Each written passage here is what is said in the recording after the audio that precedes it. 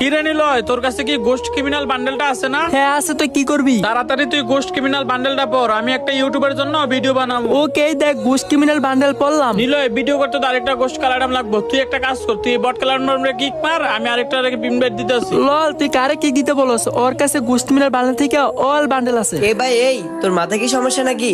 ওর মতো বট কালো ড্যামের কাছে কিভাবে গোস্ট ক্রিমিনাল বান্ডেল থাকে? তুই কি আমাকে বলদ বানাস? তুমি কি পাগল নাকি? ওর কাছে এরম দেখে যে গোস্ট ক্রিমিনাল থাকবো না এমন কোনো কথা না। এখনই দেখা যাবে। এই কালো এডাম, তোর কাছে না গোস্ট ক্রিমিনাল বান্ডেল আছে? তুই তাড়াতাড়ি পড়, না হলে তোর খবর আছে। ও আমার বাল দেখাবো কিছু নাই, দেখেই তো এডাম ক্যারেক্টার নিয়ে আসে। এই নীলয় বোকাচন্দ্র আমাদেরকে বলদ বানাইতেছে। এত অস্থির হইতেছ কেন? যদি ওই গোস্ট ক্রিমিনাল দেখাইতে পারে তাহলে তোরা কি করবি? কি করবো মানে?